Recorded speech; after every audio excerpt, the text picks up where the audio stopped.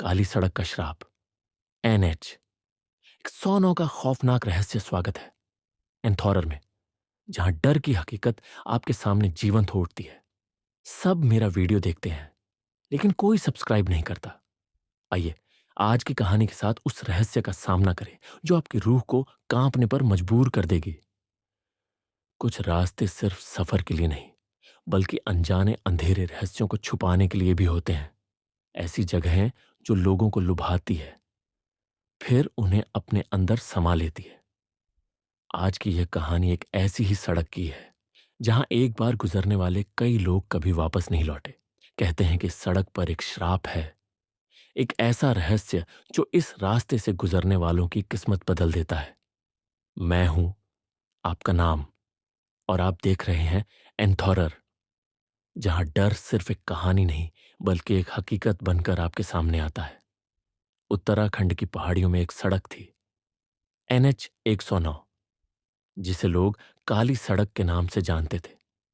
इस सड़क पर अनगिनत हादसे हुए थे। कुछ गाड़ियां खाई में गिर गईं, कुछ लोग रहस्यमय तरीके से गायब हो गए, और कुछ ऐसे थे जिन्होंने वहां कुछ ऐसा देखा जिसे कोई और देख नहीं सकता था। स्थानीय लोगों का मानना था कि यह सड़क श्रापित थी। 1947 में यहां एक परिवार को बेरहमी से मार दिया गया था।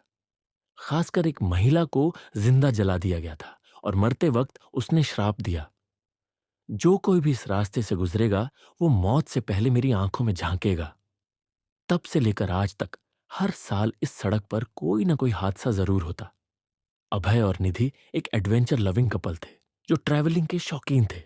उन्हें नई जगहों को एक्सप्लोर करना बहुत पसंद था, और वे हर वीकेंड कहीं ना कहीं रोड ट्रिप पर निकल जाते थे। एक दिन उनके दोस्त सौरभ और माया ने उन्हें एक चैलेंज दिया।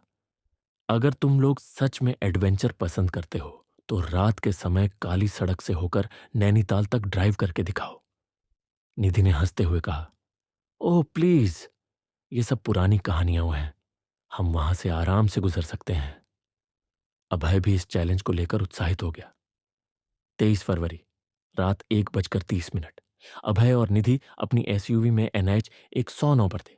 चारों ओर घना जंगल था, हल्की बारिश हो रही थी, और ठंडी हवा की सनसनाहट गाड़ी के शीशों से टकरा रही थी। सड़क बिल्कुल सुनसान थी। अचानक रेडियो पर एक अजीब सी फुसफुसाहट गूंजने लगी। सुन सकते हो, तुम अकेले नहीं हो। निधि ने तुरंत रेडियो बंद कर दिया और डर कर अभय की ओर देखा। क्या तुमने भी सुना? अभय ने मुस्कुराने की कोशिश की, लेकिन उसकी आंखों में हल्का सा डर झलक गया। जैसे ही उनकी गाड़ी सड़क के सबसे खतरनाक हिस्से में पहुंची, जहां से कई हादसे हो चुके थे, गाड़ी के टायर में अचानक जोरदार झटका महसूस हुआ। धम्मा! गाड़ी हिल गई, जैसे किसी चीज से टकरा गई हो। क्या हुआ? निधि ने घबरा कर पूछा। अभय ने गाड़ी रोकी और टॉर्च लेकर बाहर निकला। सड़क पर कुछ नहीं था, लेकिन तभी जंगल की ओर से एक धीमी धीमी सिसकी सुनाई दी। कोई वहां है? अभय ने आवाज लगाई। कोई जवाब नहीं आया, लेकिन झाड़ियों के पीछे से एक परछाई हिलती हुई नजर आई। निधि ने घबरा कर कहा, अभय, वापस गाड़ी में बैठो, जल्दी। अभय वापस आया, और जैसे ही उसने दरवाजा बंद किया, गाड़ी का इंजन अपने आप बंद हो गया। चारों ओर अजीब सा सन्नाटा था। तभी गाड़ी के शीशे पर किसी ने तेज नाखूनों से खरोंच मार दी। खर्र खर्र! निधि की चीख निकल गई। अभय ने शीशे की ओर देखा, लेकिन वहां कुछ नहीं था। और तभी पीछे की सीट से एक डरावनी आवाज आई, तुम्हें नहीं आना चाहिए था। अभय और निधि ने धीरे से शीशे में देखा। पीछे की सीट पर एक औरत बैठी थी। उसकी आंखें गहरे अंधेरे जैसी थीं, और उसका चेहरा पूरी तरह झुलसा हुआ था। बचाओ! निधि चीख पड़ी। अभय ने गाड़ी चालू करने की पूरी ताकत लगाई, और अचानक इंजन स्टार्ट हो गया। गाड़ी रफ्तार से आगे बढ़ गई, लेकिन वो औरत गाड़ी के अंदर नहीं थी, वो बोनट पर थी। अगली सुबह पुलिस को एक कार खाई में गिरी मिली। कार में सिर्फ निधि थी, अचेत लेकिन जिंदा। लेकिन अभय का कोई अता पता नहीं था। जब पुलिस ने निधि से पूछा, तो उसकी आंखों में गहरा डर था। उसने बस एक ही बात कही, काली सड़क उसे ले गई, वो जिंदा है, हम सबको खा जाएगी। पुलिस ने इलाके की तलाशी ली, लेकिन अभय नहीं मिला। और फिर कुछ दिनों बाद किसी ने सड़क के किनारे एक बदहवास आदमी को घूमते हुए देखा। वो अभय था, लेकिन उसका चेहरा अजीब था। उसकी आंखों में कोई भाव नहीं थे, जैसे उसमें से सारी जान निकल चुकी हो।